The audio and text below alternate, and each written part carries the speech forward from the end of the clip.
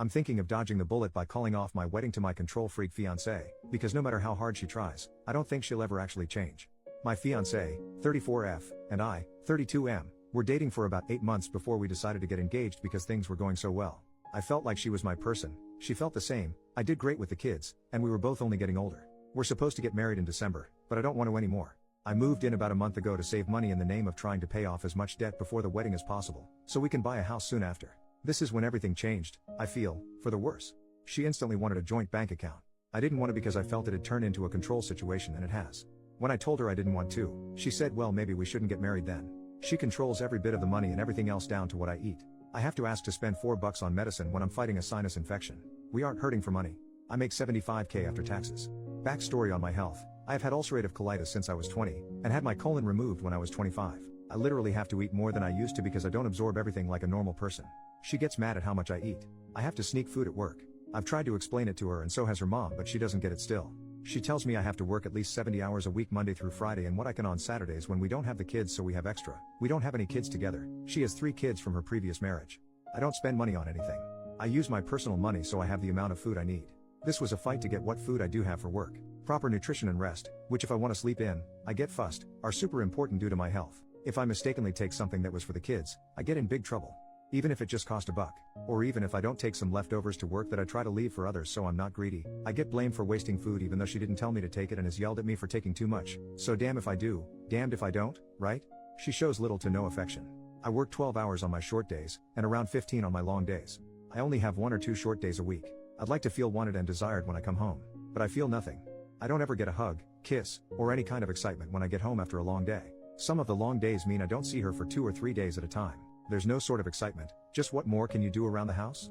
Hell, I've even gotten in trouble for sitting down for 10 minutes when I got home one day because I need to use my time better. I take care of everything around the house, such as yard work, home repairs, doing everything else when no one feels like it. Heaven forbid me if I forget to do one thing after a long day.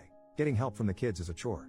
I'm feeling used and much like I'm just here to give money, do as much as I can, and if I bring something up, it gets turned back on me. Am I crazy for not wanting to go through with this? We already had a talk about how I can't live like this, and it was good for a couple days, then back to the regularly scheduled program. So I don't feel like anything will ever change, ever. When we had the talk she straightened up a bit, but over the next few days, she made jokes about what I brought up, so I feel like it meant nothing to her at all. I don't know what to do. Update, 1 week later, I'm leaving my fiancé and starting over. We had an additional talk. And some of y'all stated that she will say what I want to hear and then it goes back to the same old crap, and you were 100% right. I've been playing the game and seeing her responses on things. She flips the responses to seemingly be different than they were when really she's just saying the same thing. For example, I explained that I was still hungry after dinner and she said word for word, I think you should just focus on not being hungry, then you won't want to eat. So I just grabbed a water and went about my business. Like, are you kidding me? Right after we had the discussion about my body and my condition. Anyway, I've got a plan together. I won't be able to enact this plan till Friday next week. The car we got is in both of our names, but I'm only on the loan as a cosigner. So I'm getting a rental, because I can afford it when some psycho isn't controlling my money, and I'm loading everything I can in there and heading out of town while she's at work. I'll be going to my parents in the next state over. She won't be able to find me, which is good.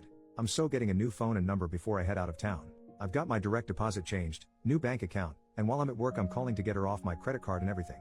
I'm waiting for the payment to post to the card from our joint account, well, sometime next week, so I'm not stuck with the balance that's on there. I'm also pulling what money is rightfully mine out of the account before I leave and then taking my name off of it. There's a significant amount in there. I'm cutting my losses on what I've already paid towards the wedding and everything else. I don't want that money to taint my new money. I'm expecting her to freak the hell out and blow my phone up, but I don't care. Just getting my plan together has been so liberating. On my way to my parents, I'm meeting a really good friend of mine, who's been here through this whole process, for lunch. Then on to my parents. I haven't even told my parents yet, so they don't know. I've got all these crazy ideas of things I want to do and will finally be able to do once I'm out, and it feels so damn good. I can't wait. I don't know if I'm more anxious to get back to who I was, or more anxious about her reaction. Either way, I don't care. I have to go. Final update, 8 more days later. A few have already asked for updates, so here it goes. I am out, and free, and I feel great. I left early in the morning with as much stuff as I could. I went to the next town over and sat in the parking lot waiting for the rental place to open so she wouldn't have a chance of browsing around town before work and find me. Before I got the rental, I got all my money out as well. After getting the rental I went back to the house to get more stuff. She had I guess gotten the hint and locked me out of the house. But I got all my important and expensive stuff out, so that's good.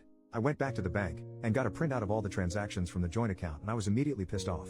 I had to ask for medicine, but there were so many Amazon charges for going out to eat, transfers of money to different accounts and everything. But I had to ask to spend $4 on medicine for a sinus infection. It looks like she was transferring money so I couldn't track it all.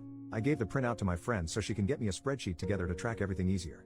While driving down to my parents', 4 hours from where I live, I was able to get all my passwords to every account reset and removed her as an authorized user on everything.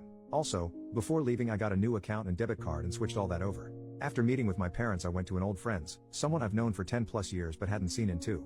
Her mom made me a hell of a meal fit for a king. We later went axe throwing and had a good time. I spent the night there and her mom made me a really good breakfast. Her family is such a good family and they consider me a son, so they were happy to have me over. Her mom asked if I just need a key to the house lol. This morning, I drove back to my parents and we went to a flea market and I was able to spend my money on whatever I wanted and it felt so good. This is the life I want to live, not a life constrained by a crazy person. I feel great, I'm doing great. Leading up to leaving I was getting super anxious about it and having trouble sleeping.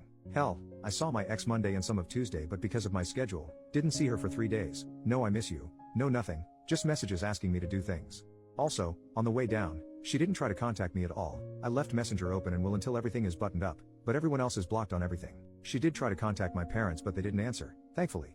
I've got quite the road ahead of me to get where I want to, but it'll be an easier road to travel than what I was doing. I've already contacted a flight school and will be enrolling to get my private pilot's license in the next few months and I can't wait. It's been a huge dream of mine since I was little. This has been the best thing I've ever done for myself and my well-being. Looking forward to see where things go and where I can take it. Thank you guys again for the sound advice. Only thing I have left to button up is the vehicle we bought, but I ran out of time. I've got a meeting with a lawyer next week to get it taken care of. Much love to y'all. Update, 1 more month later, OP leaves a final comment. I haven't signed on since my last update, but we traded in the car we had together and I got myself something new free and clear of her name. She had 2 friends show up to the dealership. A male friend and female friend. Made me laugh because I showed up with no one. Finally got all my stuff as well. She waited till the last day of course.